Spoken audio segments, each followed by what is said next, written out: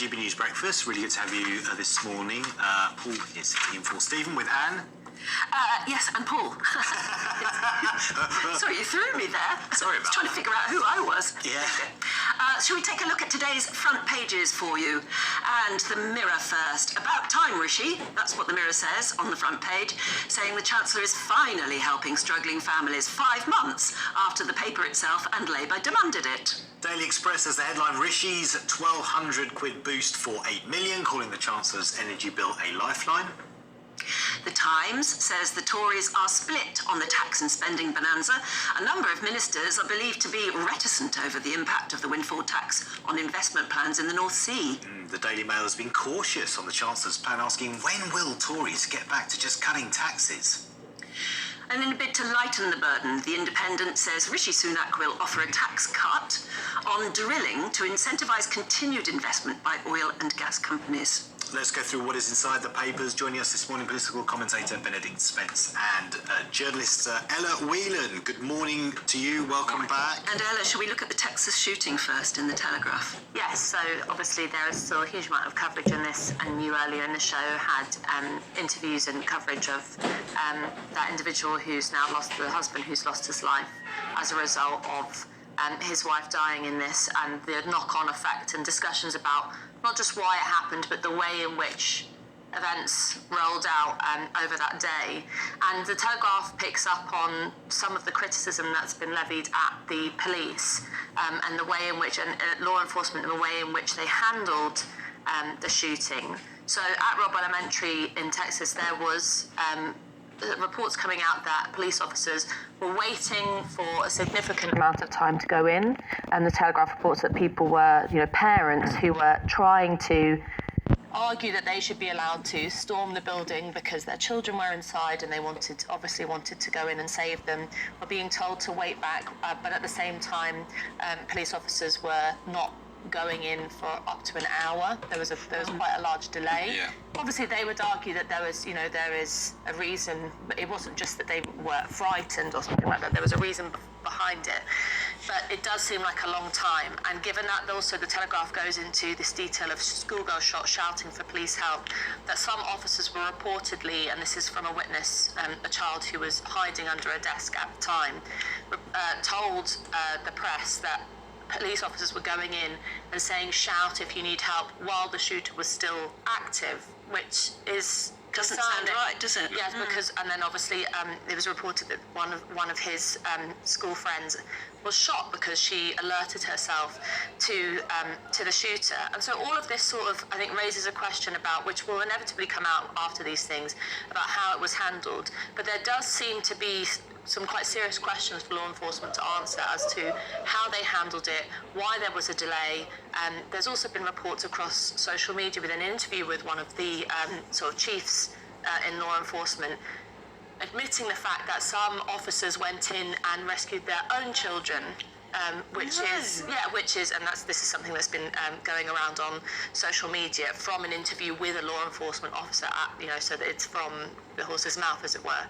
Which again is, on a human level understanding, but at a procedural and professional level, not so. Because in the end it was the border police that stormed the building, didn't they? Yes, and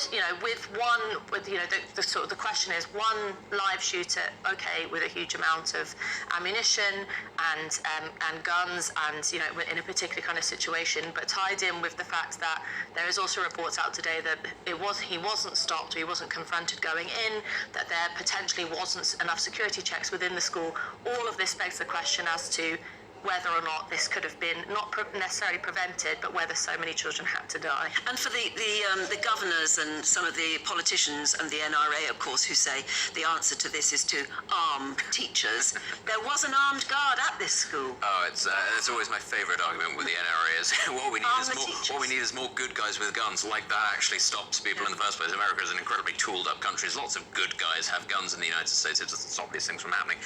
But it is, I think, pointless actually though to rehash the old arguments about what we need is gun control in the United States, because it's not going to happen. As much as we can sit here in the UK and go, that's what they need, and people in the US can say that's what we need, it's not going to happen. So actually, why even bother have that conversation? It's a symptom of a real, of an illness, I think, at the core of U.S. society. But it's not just actually, these school shootings, which are isolated, they're outliers, sort of demonstrations, I suppose, of the malaise in society. It's when you look more broadly at the rate of homicides in the U.S. that are committed with guns, but actually that's not even the one that really concerns me, because those were pretty steady until about 7 years ago. They've doubled over the course of those 7 years, but they've held steady at just over 10,000 homicides a year. Tending to be localized around, criminal gangs, that sort of thing in certain communities. Actually, the thing that's really staggering is the number of suicides that are committed with handguns in the United States, which are absolutely vast. Then when you juxtapose that with the number of drug overdoses in the United States that lead to death, which topped 100,000 in 2020, for the first time, and that's going up as well. It's, these are always very, disturbed individuals, they're very, twisted, but they are, I think, a symptom of a much broader issue across American society, which is that there are a lot of very unhappy people, a lot of forgotten people who find themselves in very desperate situations. And when you have those sorts of people with access to the amount of drugs in the United States, with access to the amount of firearms in the United States, you're always going to get that. So rather than us all sitting here and saying what they need is gun control, knowing full well it's not going to happen, you need to look actually at what the root causes of the mental conditions, of how people get radicalized are. That's actually where I think you'll get the change, not in the sort of the moralizing hand-wringing and saying we should get rid of an amendment that they're not going to actually deal with. They're not going to change the Constitution, are they? No. Benedict, you wanted to talk about fish and chips? Yeah, this is, we always enjoy talking about fish and chips in the UK, don't we? And occasionally people then start saying, it's not really British, it's Portuguese. We've got the CEO of Harry Ramsden's coming in later on in the program. He's bringing some fish and chips with him. Isn't it? This is curious, of course, because this is another one of those knock-on effect stories about the war in Ukraine. Fish and chip shops are going to suffer, like we're all suffering, because there's a cost of living crisis at the moment. But that's because 45% of the world's white fish is controlled by Russia. Not really a surprise. Controlled? Well, they corner the market. They're caught in Russian territorial waters, and their fleets are the largest. You were thinking literally controlled, weren't you? Like with little radio antennas. It's like I was going to say. It's like the story about the military grade dolphins that supposedly the CIA were training back in the 80s, whatever it was. It's like, that sort of thing. No, it's they control access to the market, and of course that's what we tend to eat, things like haddock and cod. Well, a couple of months into the war now, we're talking about putting tariffs. We did impose tariffs on them at the start, but now we're going to be increasing those. Along with, rather hilariously, the EU wants to put bans on Russian caviar, which still aren't in place. You would have thought that would be one of the first things. During the cost of living crisis, Brussels has finally gone, do you know what, guys, we might need to hit the Russians where it hurts. Yeah. But it's not just that, though. It's not just the supply of fish. It's actually the things that we fry the fish in, and the chips, sunflower oil.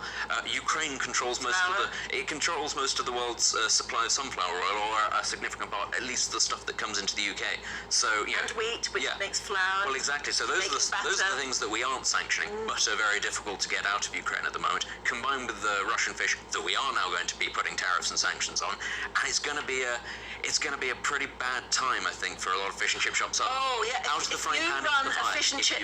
If you run a fish and chip shop, might be a bit early for you, I guess, because you often work late hours, don't you? Although Friday is a busy day. So if you run a fish and chip shop wherever, do get in touch with us and tell us if you are worried about this, seriously worried. It's going to affect everything you do. Yeah, as Anne says, we'll be speaking to the CEO of Harry Ramsden's, who's bringing in some fish and chips for breakfast.